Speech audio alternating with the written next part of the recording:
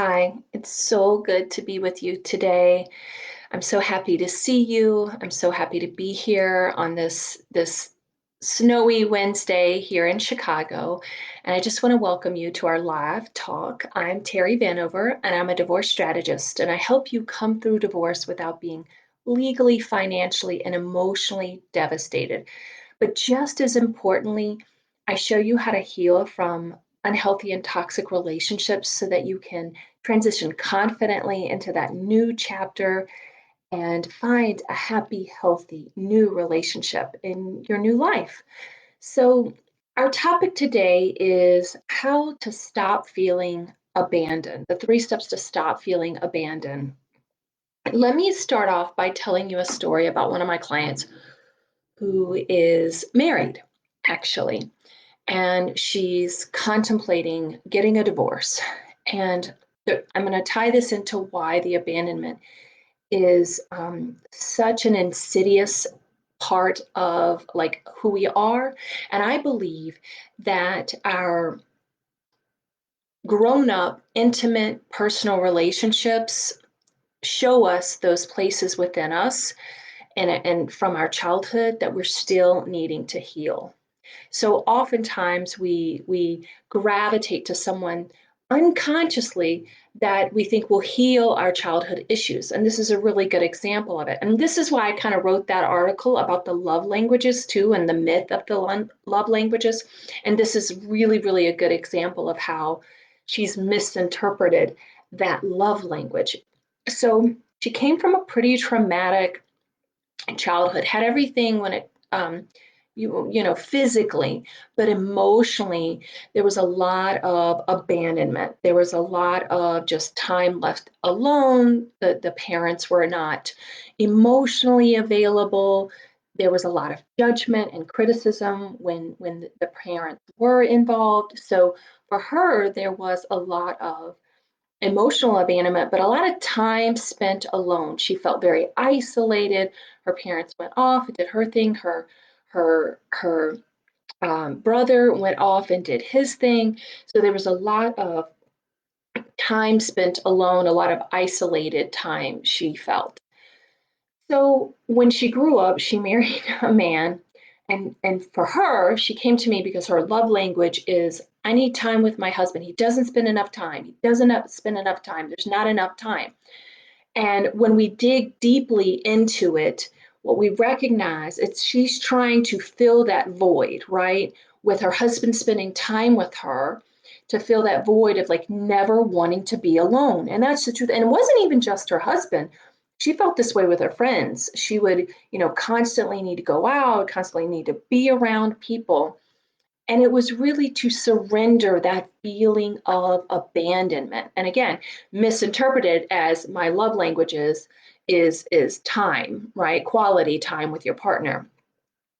And so for us, it's helping her to heal that wounded inner child that is constantly seeking to have someone with her to make her feel not alone, not abandoned. And we do that in so many instances in our relationships where we choose a partner who, for a lot of the nice guys, y'all are in this group, so you understand what I mean by the nice guys versus the good guys, right?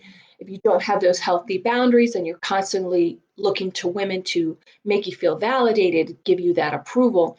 And that was his case. Her husband is a really great example of that nice guy.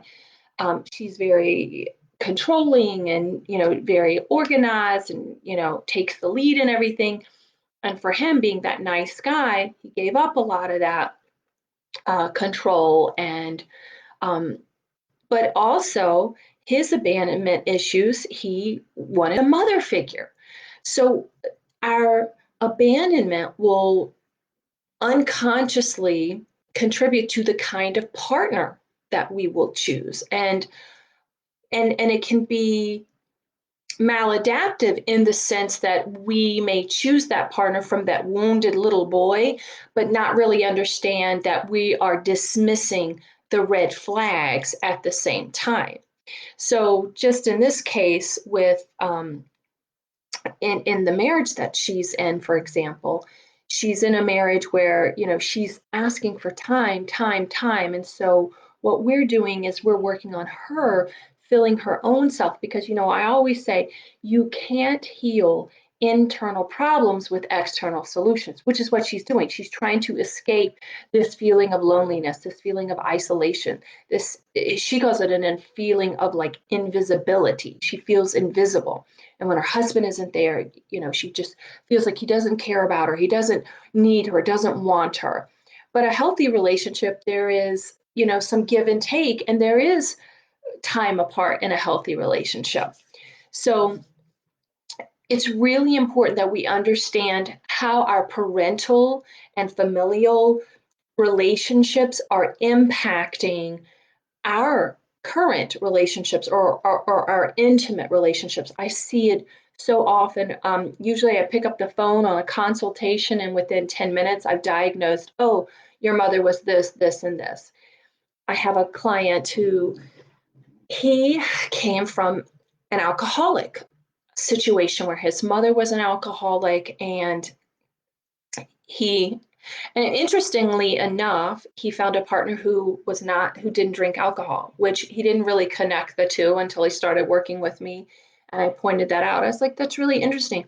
But what was really interesting in this relationship that he's no longer in it, he's divorced. But as we're diagnosing this relationship and we're doing an autopsy, so to speak, on like why this relationship didn't work, is that what he realized is that his mother was not emotionally available, and there was a lot of in and out and in and out, and he was always the rescuer. He was a rescuer in this relationship. When his mother was there, he took care of her and and and was there for her and took care of her, because when she was present, she wasn't like mentally present because she had, an alcohol addiction. And when he grew up, sure enough, he chose a partner that took care of him, interestingly enough. So he chose a partner from that wounded little boy that didn't get what he needed from his mother.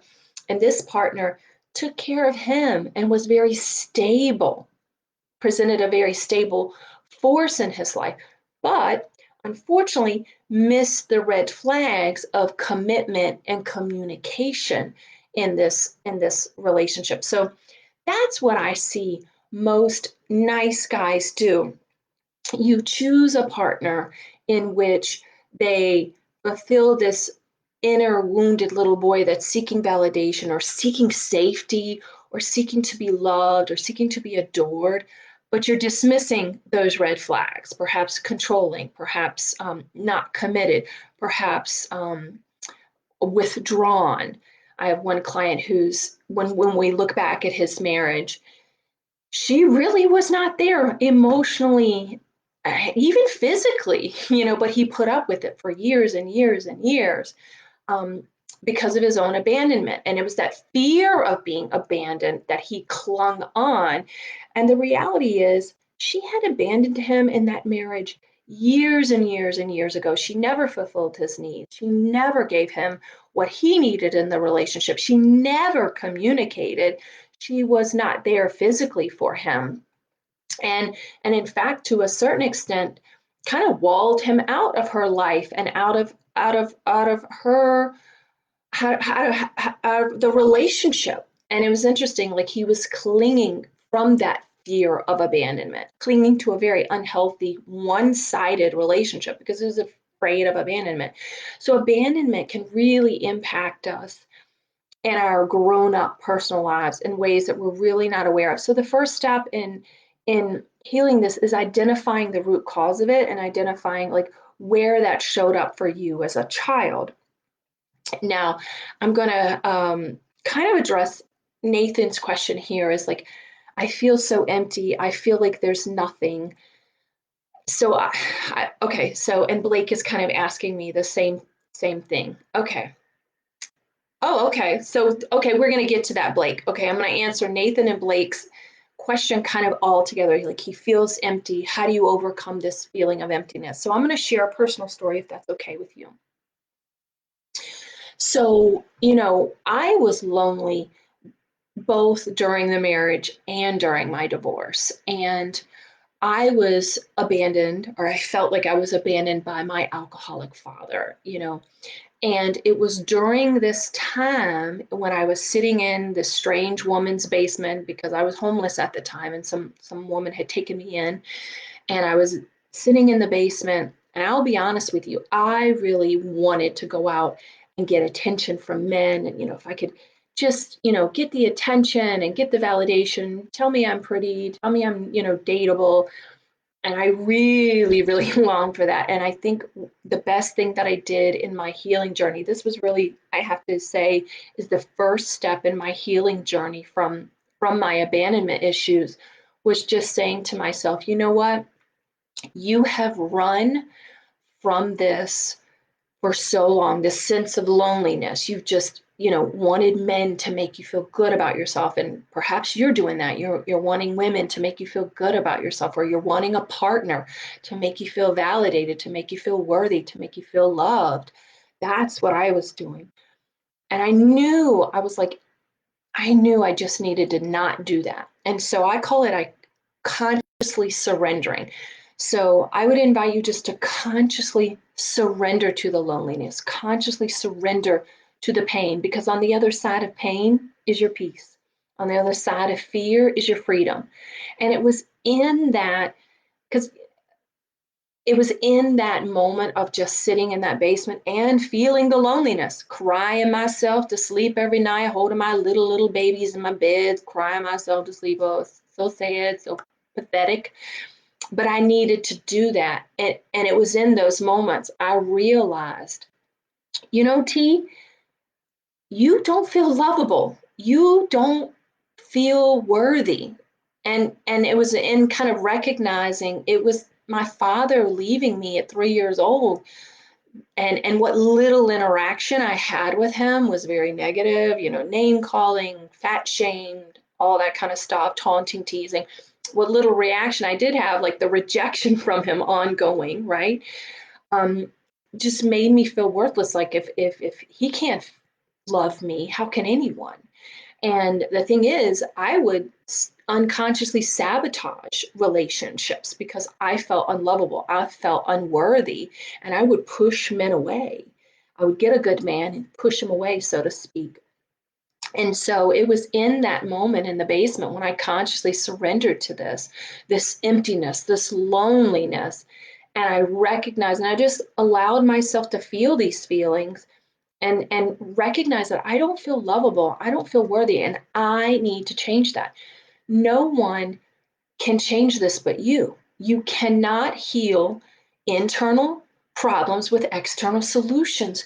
You have to go within and learn to love yourself and learn to feel worthy yourself. And so that was my first step on the journey, was just consciously surrendering to the loneliness, consciously surrendering to feeling unlovable, and then working my way through and finding the tools and teaching myself how to unconditionally love myself again and not depend on men to give me the love that I was looking for.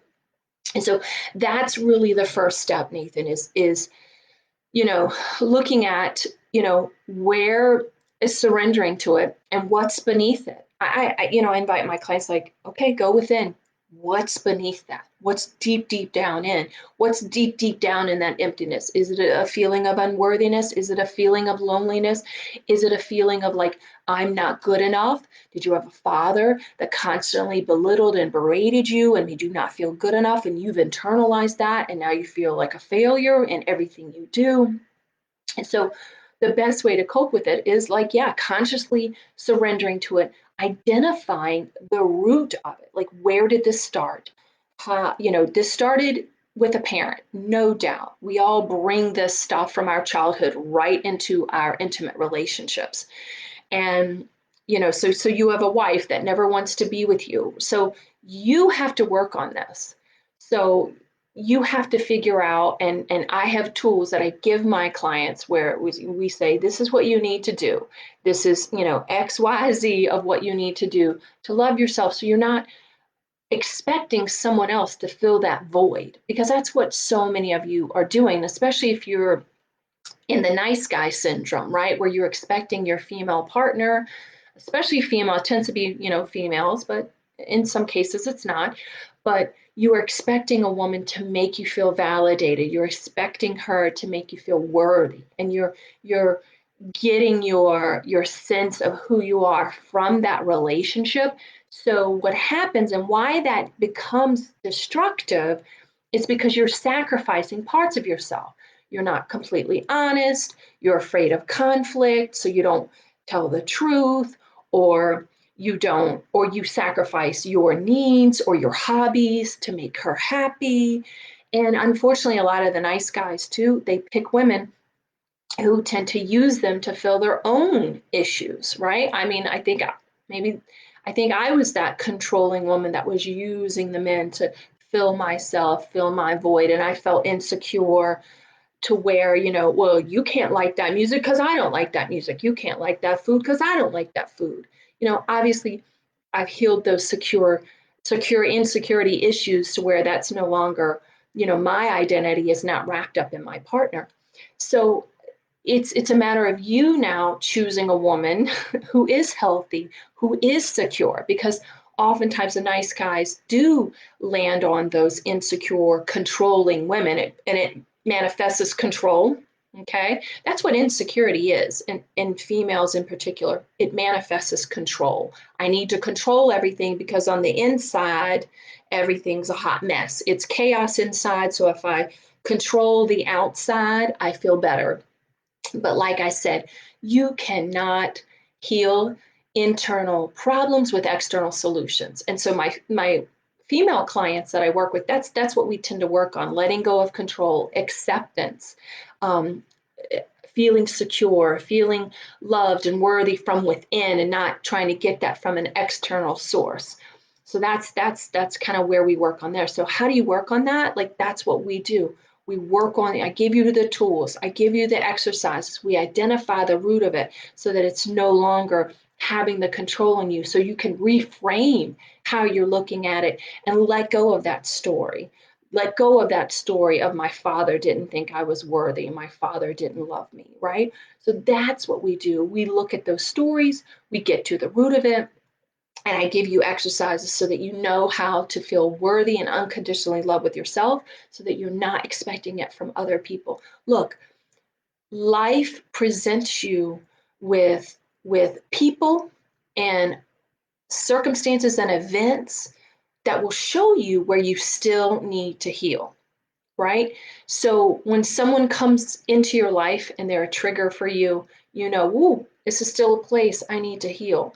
When a divorce comes along and you feel so abandoned and you feel so alone, you go, you know what? This is an opportunity for me to look within and figure out where I still need to heal, where I still need to grow, where I still need to move forward in life. And it is possible. And I will tell you, the transformation after this is amazing.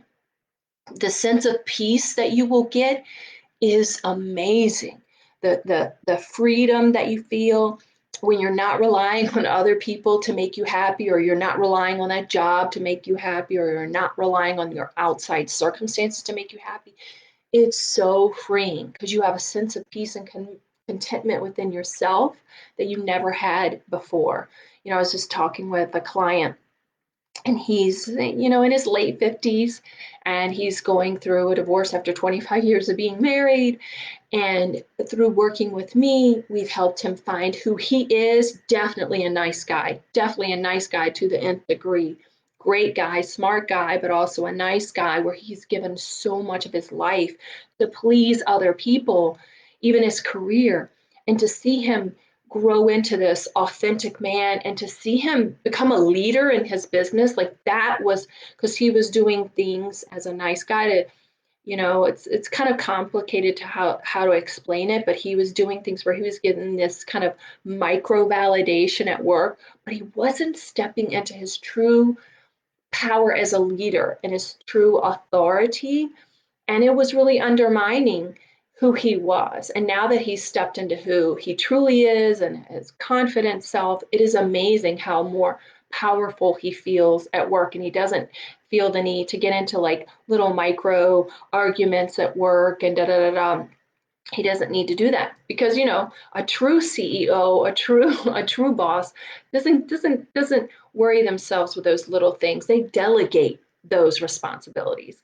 So yeah, so Candace is asking me to ask. So that's what I've said about Nathan's question. How do you feel human again when you were so empty inside? I addressed that. So go back and answer that question if you, or review the video so that you can see where I've given you the 1, 2, 3 step process. And I'm happy to talk with you individually, and we can get to the root of like where this emptiness began and give you some clear steps and some clear activities of what you need to do so you can feel good again. I'm telling you, on the other side of this emptiness, you're going to feel good again. It is possible. And so just like I said, so how do you fill the void? So I don't know if you saw the beginning of my video, but we talked about that, about consciously surrendering to this loneliness, consciously surrendering to this void, identifying the root of where this began. And this is what I do on my phone calls. When people pick up the phone call with me, within 10 minutes, I've diagnosed the root of like where this pattern started and give you the tools of like A, B, C. This is what you need to do to heal that issue that you've been dealing with. Like I did with my client who, he's in his late 50s, and to see him within 4 months become a different man after 50 something years of like walking around pleasing people, always giving everyone everything else and never really feeling who he is, it's like amazing. So but you have to work on yourself and do the inner work of yourself. And for many people, myself included, y'all, the divorce was for me my wake up call. I regret, there was a big part of me that regretted for a long time that it took a divorce and hurting a really good man and hurting my kids for me to heal this. But I know it's for the best. I look back and I know this was meant to be. It couldn't be any other way. So life will give you circumstances where you still need to heal. So the divorce for many people is their wake up call of like, man, I've got some issues I need to heal. I've got some work I need to do on myself. And this is the time to do it because this is an opportunity for you to have a brand new chapter, a brand new life, feel better than you did even going into the marriage. And I can guarantee you that. I have people that tell me that they feel better after working with me than they did even before they were married. So even though you were going through the most devastating, for many of us, it's the most devastating event we'll ever go through, I'm so grateful for that opportunity. I'm grateful that it happened because it afforded me the ability to look within myself and heal those issues that had been plaguing me for decades, right? And so you don't have to continue to hold on to the abandonment. You don't have to feel like a failure. You don't have to feel rejected. And you don't have to look to everyone else to make you feel good about yourself. So if you want my uh, individual 3 steps to feeling good again, please reach out to me. I have a few 2 sessions available next week where I have some complimentary phone sessions for those so I can show you where your individual, issues started in your childhood and the steps that you need to heal yourself so that you can go into this next chapter feeling good about yourself, feeling better than you ever did before, and step into your true power as a man, step into your true leadership, because it is possible and you can transform your life. So Facebook message me, or I think Candace may even be putting her my link on the thing now so that we can set up some time to talk. So if you want the steps that you need for your individual issue, sign into the woohoo. I don't see if Candace is putting it. Yeah, there we go. Or just Facebook message me and we'll set up some time to talk. So I look forward to talking with you next week. I'll see you live. Happy New Year. And I love you guys. All right. Bye-bye.